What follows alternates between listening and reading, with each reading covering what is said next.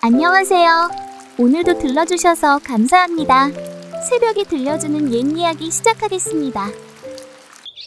옛날 전라도 어느 깊은 산골짜기에 장돌식이라 불리는 노총각 나무꾼이 살고 있었다.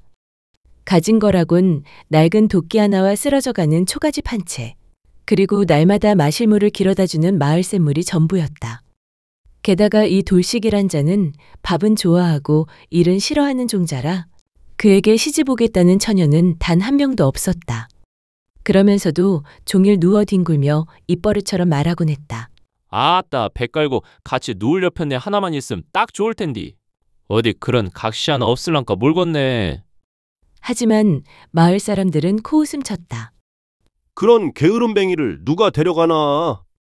돌식이? 걔는 장가 평생 못 간다에 내 엿장수 내놓는다. 길 가다 바위에 벌러덩 누워 낮잠 자기 일수요. 도끼질은 서너 번 하다 말고는 아이고 어리야, 힘들어 죽겠네.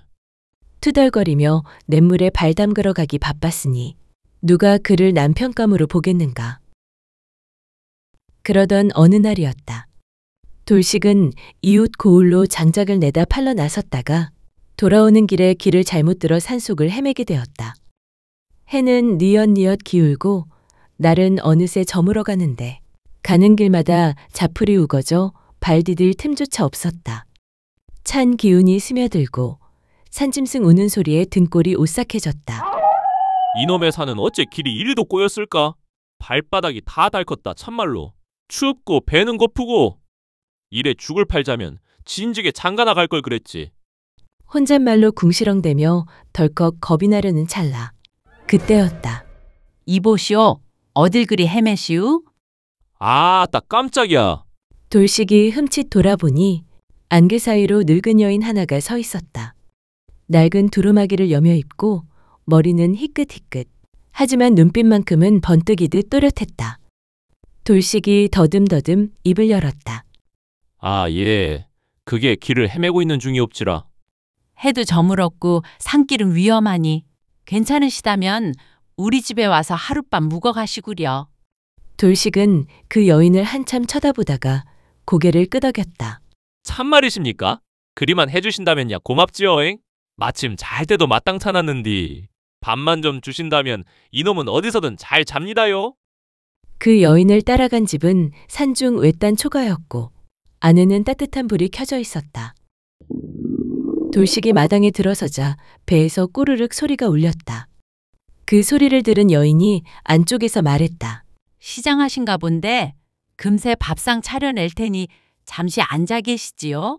돌식은 괜히 헛기침을 한번 하더니 민망한 듯 웃으며 말했다. 그럼 신세 좀 지겠소이다. 얼마 지나지 않아 여인이 밥상을 들고 방 안으로 들어왔다. 따뜻한 밥, 짭조름한 조기구이, 달큰한 무나물에 연근조림까지. 눈이 휘둥그레졌다. 이걸 다 혼자 지으신 겁니까요? 네, 살다 보니 손이 익었죠. 이 동네에선 이런 생선 구경도 힘든디. 이 귀한 걸 다. 그러자 신양이 조용히 웃으며 밥상에 손을 얹었다. 왠지 오늘은 손님이 오실 것 같아 미리 장만해 둔 것이니 어서 드시지요. 돌식은 젓가락을 들다 말고 여인을 힐끔 바라보았다. 마치 자길 기다린 듯한 그 말에 등골이 서늘해졌다. 신양은 조용히 미소 지으며 그를 빤히 바라봤다. 그 웃음이 어쩐지 따뜻하면서도 이상이 신비로웠다. 돌식은 고개를 갸웃하며 혼잣말처럼 중얼거렸다. 아니, 저 아짐이 날 어째 그리 뚫어지게 보는겨. 이 집 뭔가 수상한디. 설마 귀신은 아니겠지? 잠시 주춤했던 돌식은 밥 한 술 떠넣고는 스스로 중얼거렸다. 허, 참 귀신이면 어때? 이런 진수성찬 받았는디. 잔말하면 바보지, 바보야. 돌식은 밥을 싹싹 비우고 숟가락을 내려놓더니 배를 한번 쓸어내리며 말했다. 참말로 배가 터지겠네. 이런 밥상 받아본 게 언제더라? 아무래도 태어나 처음인 것 같구먼. 그러곤 고개를 젖히며 시원하게 긴 트림을 한번 뽑아냈다. 배불리 먹고 나자 부인이 방안을 정리하며 말했다. 구들장 뜨끈하니 이불 펴놨으니 누우셔서 눈 좀 붙이시지요. 산길 헤매느라 많이 고단하셨을 테니. 그뿐이 아니었다. 부인은 조용히 식혜한 그릇을 쟁반에 올려왔다. 속이 더부룩하실까봐 식혜 좀 떠왔습니다. 예? 아이고, 뭐 이런 것까지 다. 허허. 돌식은 이불 속에 누워 천장을 바라보다가 혼잣말처럼 중얼거렸다. 허참. 뭐 이런 호사가 다 있대냐? 돌식은 이불 끝을 턱 걸치고 옆으로 돌아 누우며 생각에 잠겼다. 늙었든 말았든 간에 이런 여편네 하나 있으면야 도끼지로 보고 아내도 굶을 걱정은 없겠구먼. 다음 날, 돌식은 따뜻한 구들장에서 오랜만에 허리를 펴고 잤다. 부엌에선 밥 짓는 소리가 났고 고소한 냄새가 코끝을 찔렀다. 늙은 여인이 아침상 드시게요. 하며 내온 밥상은 어제와 또 다른 한상이었다. 따뜻한 된장국에 칼칼한 두부조림까지. 밥 한 끼 제때 못 먹던 돌식은 이게 웬 복이냐 싶어 허겁지겁 숟가락을 놀렸다. 이러다 살쪄 죽겠어. 아주. 돌식은 배가 든든히 불러오자 안방으로 들어가 누워 낮잠을 실컷 잤다. 한참 후 눈을 비비며 마당으로 나오니 국수 한 그릇 드시지요. 이번엔 국수를 삶아 내미는 게 아닌가? 돌식은 멀뚱히 그릇을 보더니 입꼬리를 실룩이며 혼잣말을 중얼거렸다. 하하, 잔치집도 아닌디 이게 웬 팔자여? 아이고, 그냥 평생 이 집에 붙어 살았으면 좋겠구먼. 돌식은 싹 비운 그릇을 내려놓고 배를 툭툭 두드리며 슬며시 물었다. 부인, 혹시 혼자 사시는 게요? 심향은 그릇을 거두며 조용히 입을 열었다. 예, 몇 해 전까진 병석에 계신 아버지를 홀로 모셨습니다만 돌아가신 뒤론 쭉 혼자였지요. 그러더니 고개를 살짝 숙이며 덧붙였다.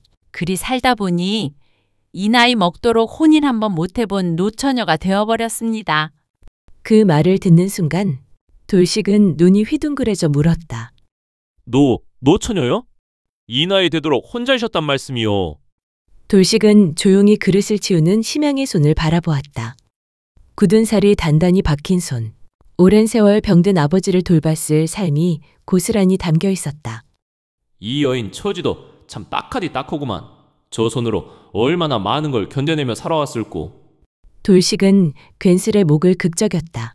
그러더니 속으로 슬그머니 이런 생각이 들었다. 이참에 그냥 저 여인이랑 살아보는 것도 참말로 괜찮겠는디.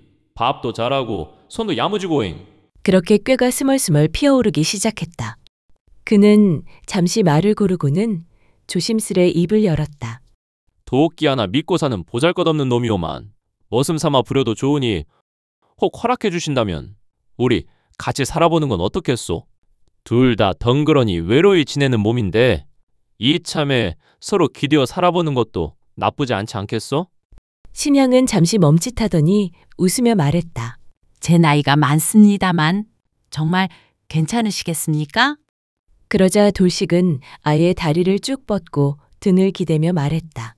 나이가 뭐가 중헌디요? 밥이 이렇게 만난디? 그게 복이지요? 그녀의 이름은 심양. 아픈 아버지를 모시느라 혼기를 놓쳤고 쉰이 다 되도록 산골 외딴 집에 홀로 살고 있는 여자였다.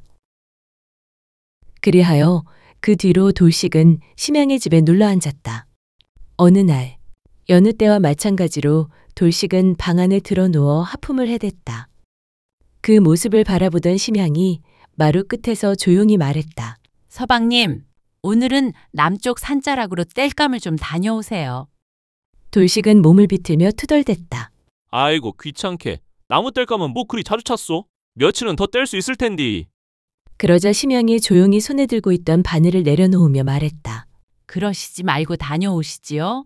오늘은 땔감보다 더 좋은 걸 구해오실지도 모릅니다. 돌식은 심양을 한번 힐끔 바라보더니 몸을 일으키며 중얼거렸다. 허참, 그런 게 어디 있겠소? 뭐 바람도 쐴 겸 갔다 오지요 뭐. 그날도 마지못해 심양의 등살을 떠밀려 돌식은 지게를 지고 남쪽 산자락으로 향했다. 입은 툭 나와 있었고 도끼는 지게에 허술이 걸쳐져 있었으며 발길은 한껏 늘어졌다. 뗄감은 무슨. 그냥 누워지지면서 사는 게 제일이지. 그렇게 투덜거리며 덤불을 헤치던 찰나 갑자기 풀숲에서 꿩 두 마리가 튀어나왔다. 깜짝 놀란 돌식은 엉덩방아를 찌으며 소리쳤다. 으이, 이게 뭐여? 한 마리는 순식간에 날아 도망가고 남은 한 마리는 날개를 퍼덕이다가 지게에 걸려버렸다. 돌식은 얼떨결에 발치에 굴러있던 돌멩이를 냅다 집어던졌다. 운이 좋았는지 꿩이 그대로 기절해버렸다. 돌식은 입을 떡 벌린 채 그 자리에 멍하니 앉았다.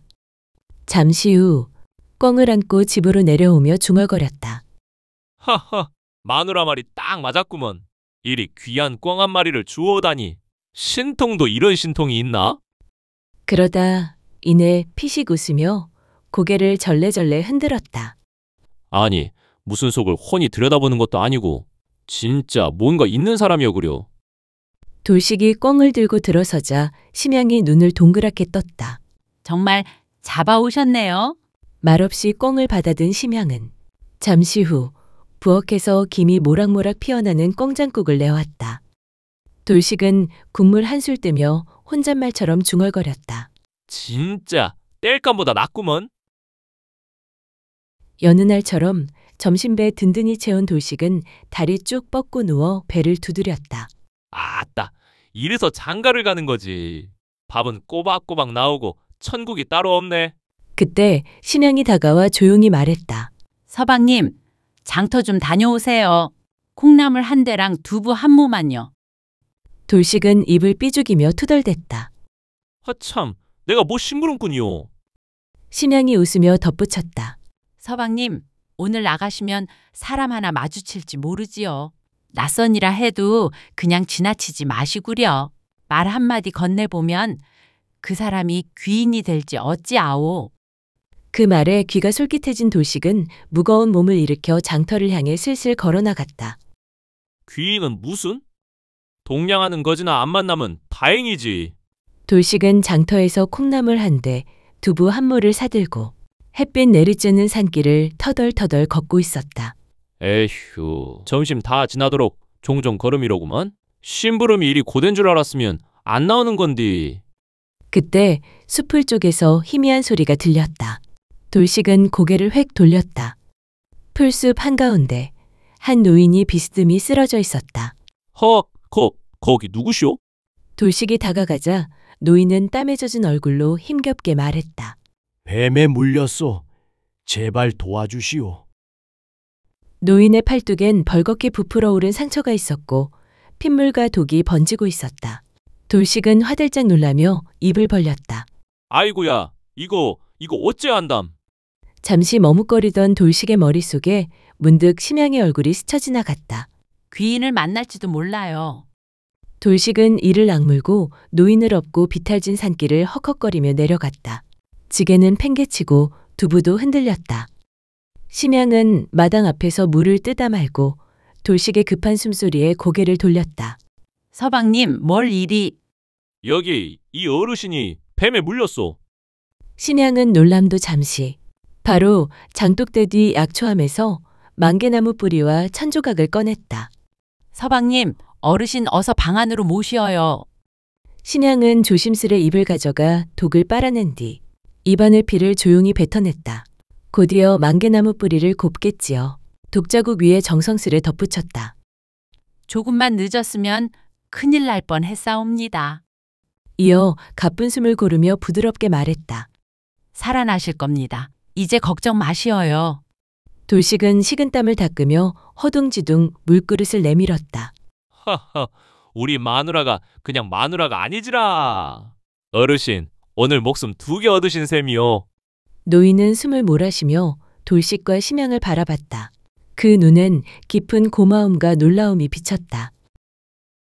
며칠 뒤 초가 마당 앞에 말 2필이 멈춰섰다.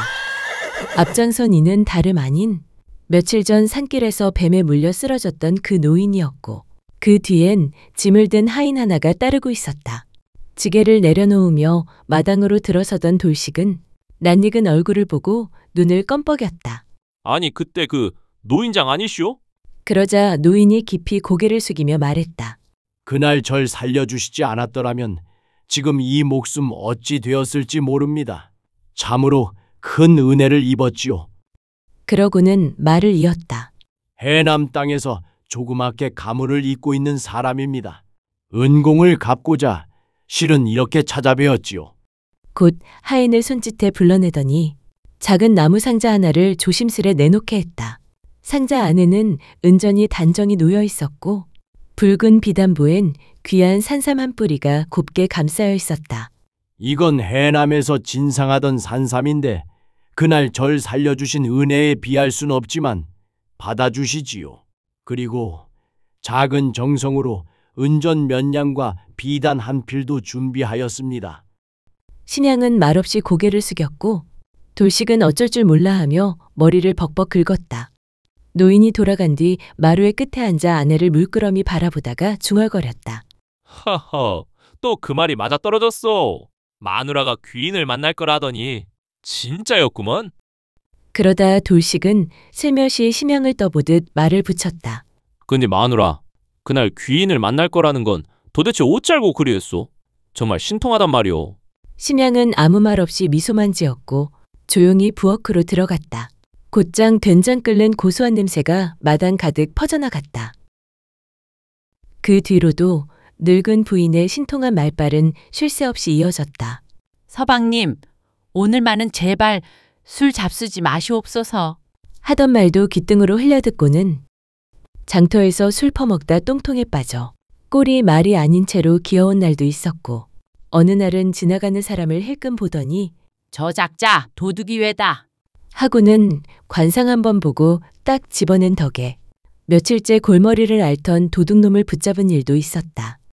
그 기막힌 촉에 돌식도 동네 사람들도 점점 혀를 내두르기 시작했다. 그의 늦가을 아랫마을엔 이상한 징조가 일기 시작했다.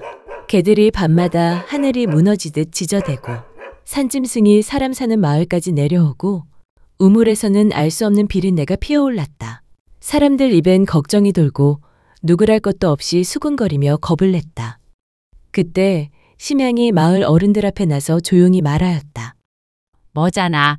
아주 사나운 병이 돌게 될 것이옵니다. 어린 아들딸이나 기운 약하신 어르신들께선 미리 황기나 도라지를 다려 드시옵고 우물물은 당분간 쓰지 마시옵소서. 마당마다 마른 쑥을 태워 두시고 음식 또한 함부로 아무 것이나 드시지 마시고요. 산짐승이 마을로 내려오는 것은 역기가 따라붙은 징조이니 부디 바깥을 함부로 헤매지 마시옵소서. 그 말이 떨어진 지 사흘째 되던 날 심양의 마을에도 정체 모를 열병이 퍼지기 시작했다. 하지만 심양의 말대로 미리 준비해둔 이 마을만은 화마를 비껴갔다. 어허, 저 심양이라는 여인 보통 분이 아니구먼. 신령이 따로 없구먼. 참말로 기이한 분이야. 그 뒤로 사람들은 심양을 심도사마님이라 부르기 시작했다. 누구는 집안 운을 봐달라고 하고 누구는 자식 혼사 날짜를 물어오고 마을 사내들은 점괘를 봐달라며 줄까지 서곤 했다. 어느 늦은 밤 구들장 위에 다리를 쭉 뻗은 돌식이 팔을 베고 누운 채 심양을 바라보며 물었다. 마누라, 진짜로 뭐가 보이긴 하는 거요? 어찌 그리 이 일이 벌어지기 전부터 다 아는 사람처럼 그러시오? 심양은 한쪽 입꼬리만 올린 채 조용히 웃더니 돌식을 바라보며 대답했다. 서방님, 심양이 조용히 눈을 내리깔며 말을 이었다. 사실 저는 어려서부터 앞날을 어렴풋이 내다보는 눈이 있었사옵니다. 외할머니께서 좀 신기한 분이셨지요. 그 기운을 제가 조금 물려받은 모양입니다. 그러더니 이불을 턱 덮으며 덧붙였다. 서방님을 처음 배웠을 적에도 한눈에 알았지요. 아, 이 양반이 내 서방 될 사람이구나 싶더이다. 돌식은 말이 없었다. 그러다 이불을 끌어당기며 혼잣말로 중얼거렸다. 하참, 귀신도 그 정도 눈치는 없을 텐디. 하하, 그럼 내가 그 복을 제대로 받은 셈이로군요. 그날 이후 돌식은 도끼를 스스로 들고 산에 오르기 시작했고 장터에 나가도 심양 말부터 되새기는 사내가 되었다. 게으름뱅이라 손가락질 받던 사내는 심도사마님의 서방님이라며 동네 어르신들까지 대우해줄 만큼 얌전해졌고 밥상 앞에선 꼭 두 손을 모아 마누라 덕분에 복 터졌어. 말하길 잊지 않았다. 그리하여 사람 하나 오가기 힘든 산골 외딴집에서 늙은 아내와 나무꾼은 그의 겨울 따뜻한 웃음과 함께 누가 먼저랄 것도 없이 서로를 바라보며 조용히 잠들었다.